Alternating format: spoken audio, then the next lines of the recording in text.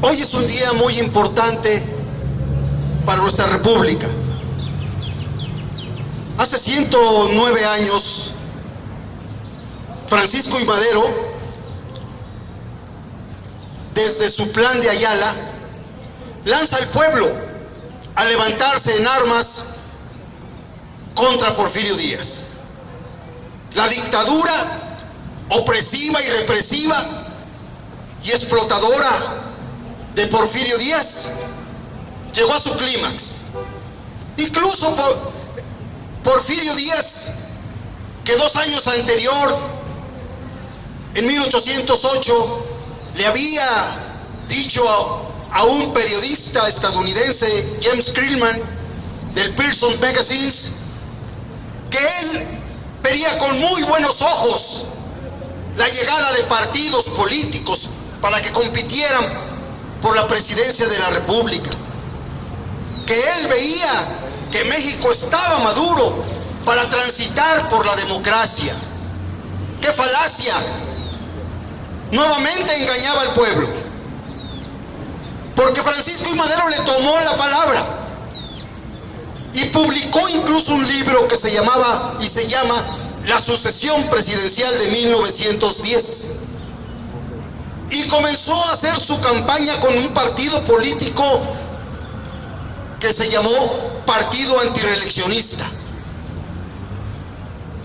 Hizo campaña en muchas partes de la República, pero siempre cuidado por los esbirrios de Porfirio Díaz. Francisco I. Madero, que en 1904, cuando se unió a ese grupo de jóvenes socialistas del Partido Liberal Mexicano, como Ricardo Flores Magón, Librado Rivera, él estaba de acuerdo con los ideales de estos jóvenes. Pero en 1906, cuando estos jóvenes hablaron de revolución en su periódico como El Regeneración o El Hijo del Aguizote, dijo: no, México no necesita ninguna revolución. Podemos transitar democráticamente con un partido político. Todavía soñaba Madero con hacer un cambio pacífico. En 1909, Porfirio Díaz le demuestra que no es cierto. Y cuando vienen las votaciones, precisamente que están ya enfrente las votaciones para el cambio político, es apresado Madero y puesto en prisión en San Luis Potosí. Ahora el mismo Madero estaba sintiendo en carne propia la represión de Porfirio Díaz. De ahí de San Luis Potosí escapó de la prisión y se fue a San Antonio, Texas. ¿Por qué? Porque era un prófugo del porfiriato. Y ahí es donde lanzó precisamente el grito revolucionario.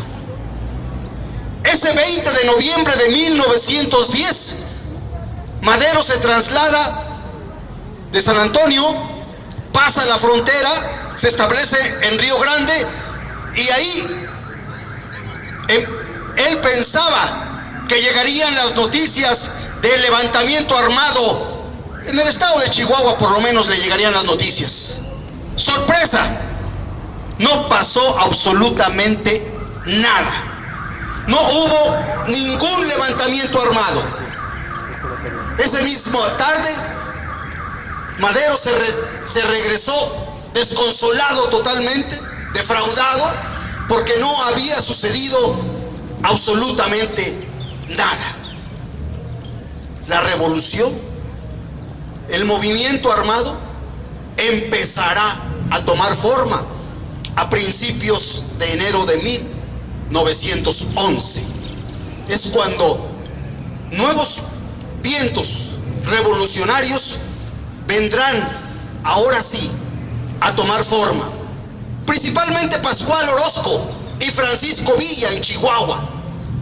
Pero ¿qué había pasado el 20 de noviembre aquí en nuestro estado de Morelos?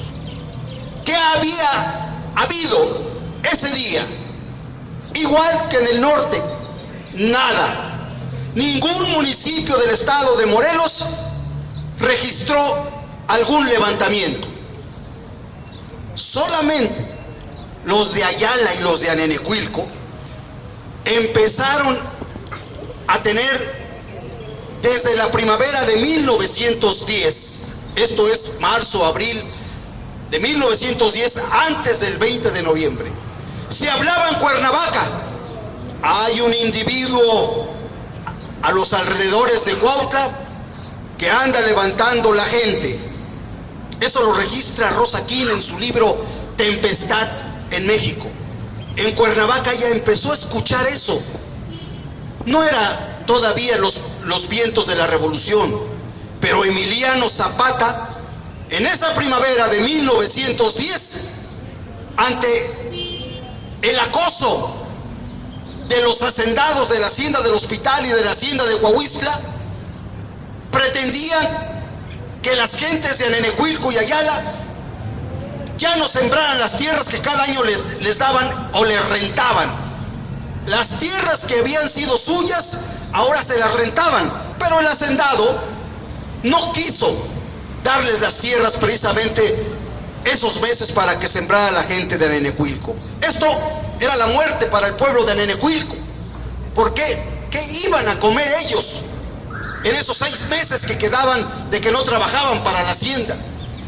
Ahí surgió la figura de Emiliano Zapata como jefe de protección de estos pueblos, que desde 1909 tenía el título.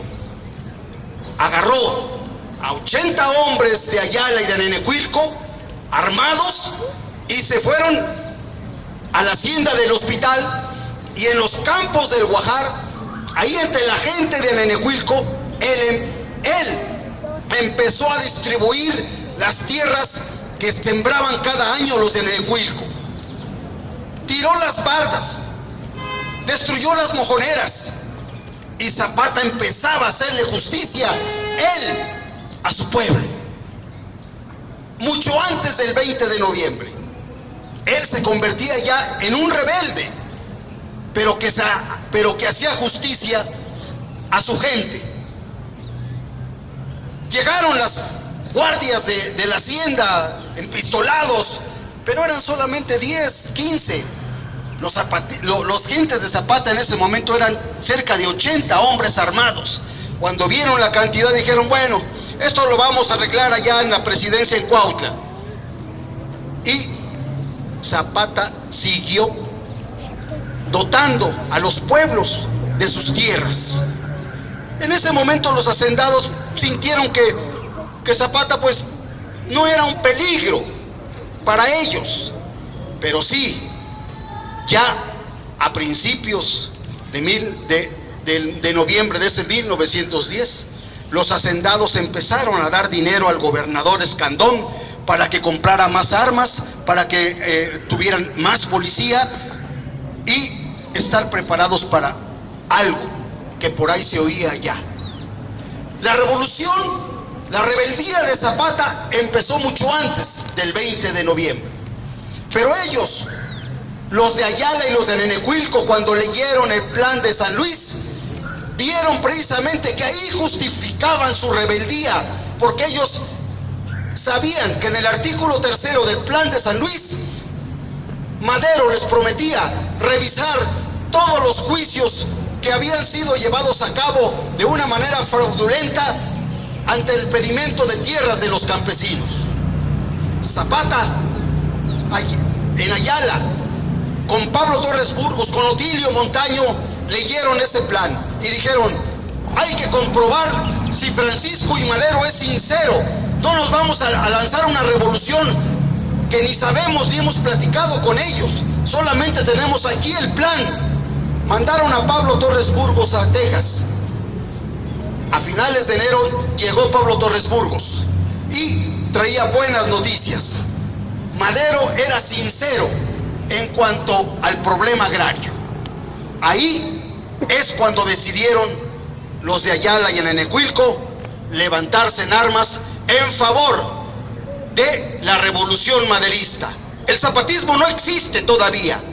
Es simple y sencillamente adherirse a la revolución maderista.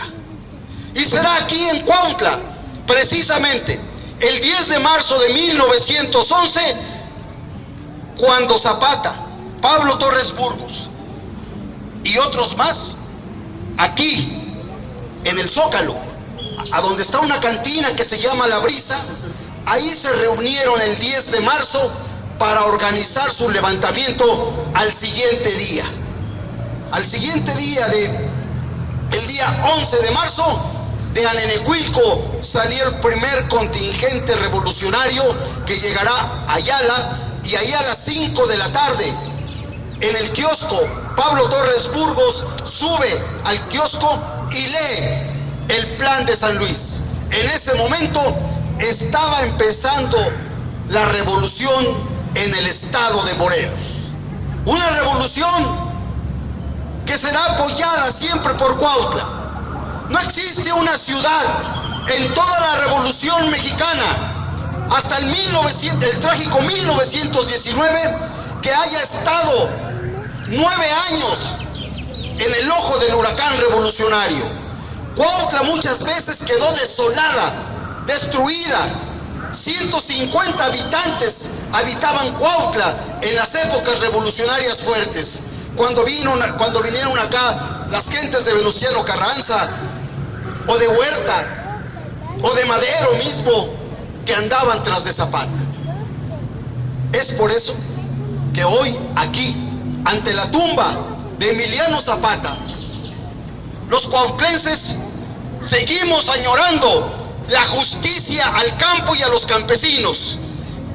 Él es el que encarna la revolución social.